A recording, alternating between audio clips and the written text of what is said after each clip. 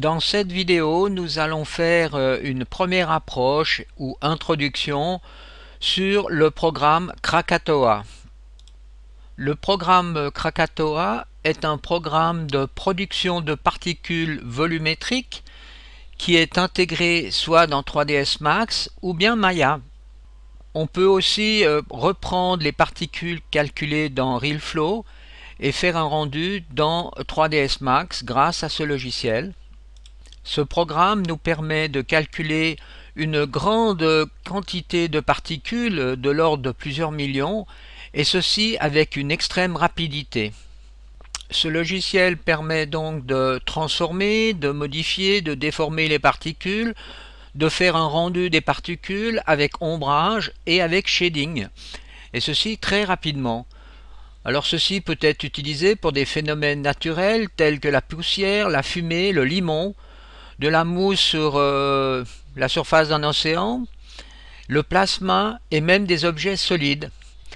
Alors on peut utiliser le logiciel Particle Flow qui se trouve dans 3ds Max pour créer les particules et les générer grâce à Krakatoa.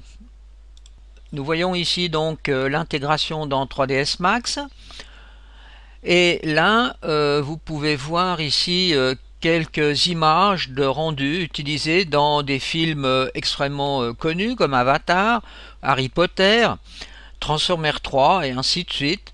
Donc vous voyez ces effets de particules qui sont créés ici, sont créés grâce à ce logiciel. Alors ici on trouve une page où l'on voit donc Krakatoa en production, donc sur différents films. Alors lançons par exemple cette vidéo ici pour se rendre compte un peu de ce que est capable de faire Krakatoa.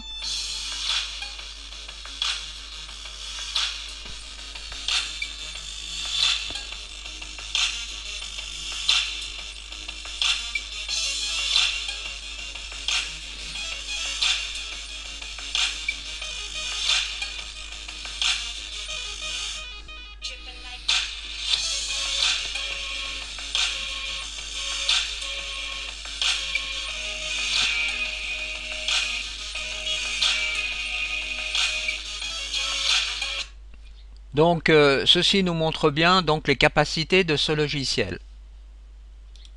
Alors entrons dans le vif du sujet. Alors je vais reprendre donc dans la partie apprentissage de Krakatoa les tutoriaux qui sont disponibles. Mais bien sûr ce tutoriel qui a été créé ici n'est plus tout à fait valable par rapport aux dernières versions de 3ds Max et aussi de Krakatoa. Donc il y a des différences, et puis je vais faire ceci bien sûr en français. Vous pouvez déjà commencer par télécharger ce fichier de base donc au format 3ds Max. Donc une fois que la scène 3ds Max est chargée donc dans le logiciel, eh bien on a ici la représentation donc d'une théière. Alors bien sûr vous avez là une source de lumière, aussi une caméra dans la scène, donc qui se trouve à cet endroit, et nous avons ici un générateur de particules qui utilise le logiciel Particle Flow de 3ds Max. Donc on peut ouvrir ici la source, donc ici on sélectionne, on va dans la modification et ensuite on fait Particle View pour ouvrir l'éditeur de particules. Donc petit rappel, nous avons ici donc dans l'émetteur de particules, ici la quantité donc de particules utilisées, donc là nous avons 10 000 particules. Ici nous avons l'objet que nous utilisons dans la scène, donc c'est un teapot. Là nous avons une force qui est représentée ici, vous voyez, par cette flèche violette. Alors on a l'influence qui est donnée ici, donc si je change cette influence ici, eh bien on va voir le résultat. Bon, par exemple je vais à la frame 50, donc ça c'est l'influence du vent qui fait cette déformation, et là vous voyez je peux passer par exemple à 100 pour avoir une déformation moindre. Alors revenons à 1000. Ensuite ici nous avons la partie représentation donc dans le preview, soit en forme de point, Vous voyez ici des petits box, donc on peut changer ici la représentation. Alors on laisse ceci par défaut. Et là, on a le nombre de particules donc visibles dans le preview. Nous avons donc ici une animation sur 100 frames. Donc voilà l'animation des particules sur 100 frames. Ceci est uniquement réalisé avec Particle Flow. Et le rendu, bien sûr, est dans le preview. Alors maintenant, nous allons faire un rendu avec Krakatoa. Alors pour faire un rendu avec Krakatoa, il va falloir définir le moteur de rendu. Donc je vais ici dans la théière et je vais dans les caractéristiques, les setups principaux. Je vais sous Assign Render et je choisis ici au lieu du Default Skyline Krakatoa dans la liste. OK. À ce moment-là s'ouvre la fenêtre de rendu Krakatoa qui est ici. Je vais à la frame 50 et là je fais un rendu pour voir déjà un premier rendu. Voilà un premier rendu de Krakatoa. La première chose que l'on va faire, c'est d'incrémenter le nombre de particules. Alors d'abord, je vous conseille de sélectionner Display et de mettre ici par exemple seulement 1% de visible dans la scène, dans le preview. Ensuite, je vais à cet endroit et j'augmente carrément un zéro supplémentaire. Donc ça fait 100 000, on va mettre 1 million. Donc voilà, ici on a 1 million de particules. Alors on lance de nouveau un rendu Krakatoa. Donc là dans la scène on a 1% de 1 million de particules. Alors on fait Render. Et regardez à quelle vitesse c'est calculé. Et voilà, ici nous avons 1 million de particules calculées. Donc je reviens à 500 000 particules pour la suite de l'exercice. Commençons par changer la couleur de la théière. Alors pour cela, je vais dans les Global valeurs de rendu. Je fais Override Color et je choisis ici une autre couleur. Alors par exemple, prenons un jaune comme ceci. OK, et je refais un rendu. Alors là, on fait un rendu sur 500 000 particules.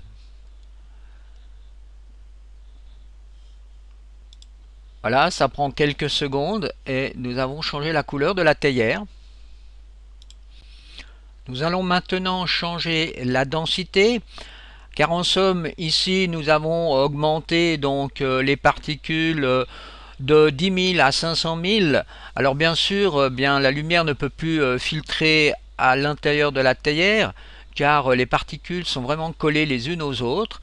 Alors on peut changer la densité, on va la diminuer pour laisser de nouveau l'éclairage passer à travers la théière. Alors pour cela, je vais à cet endroit et vous voyez ici, je vais changer l'exposant de la passe finale de densité que je vais mettre à -3 au lieu de -1. Et je relance un rendu. Vous voyez tout de suite le résultat, on a beaucoup moins de densité, donc la lumière pénètre mieux à l'intérieur de la théière, ce qui est plus joli esthétiquement.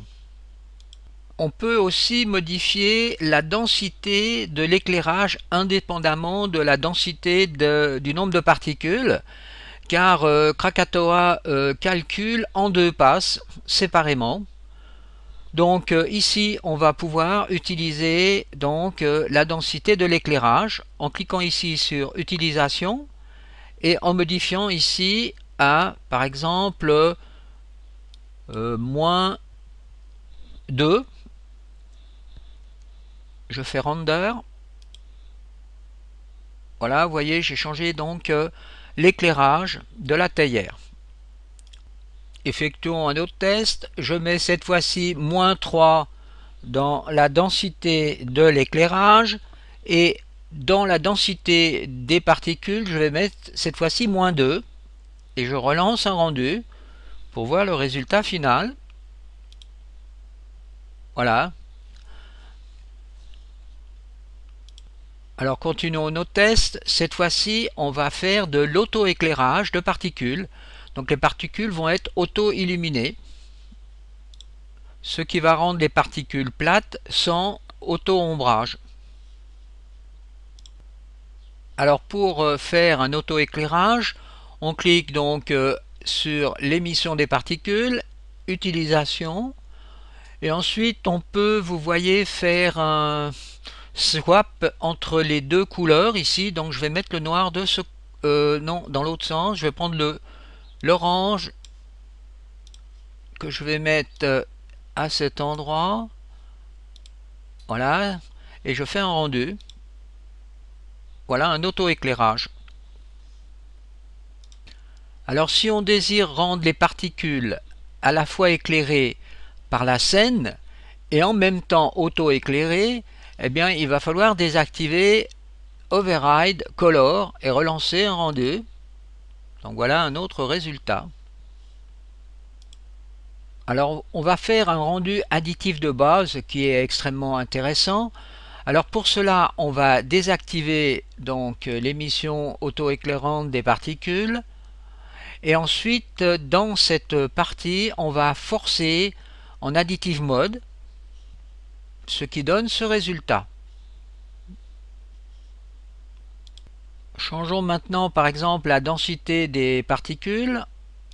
Alors je passe par exemple à 2. Voilà un autre rendu intéressant. Alors créons maintenant une petite animation sur 80 frames. Alors ici j'utilise de 0 à 80 frames. Ensuite, eh bien, je vais garder donc ce format de sortie, donc de 640 par 480. Et puis, eh bien, je vais sauver ça dans un fichier. Je crée donc un fichier AVI. Et ensuite, je peux lancer donc le rendu de l'animation. Donc là, vous constatez la vitesse d'exécution du programme. C'est assez incroyable pour un traitement de 500 000 particules.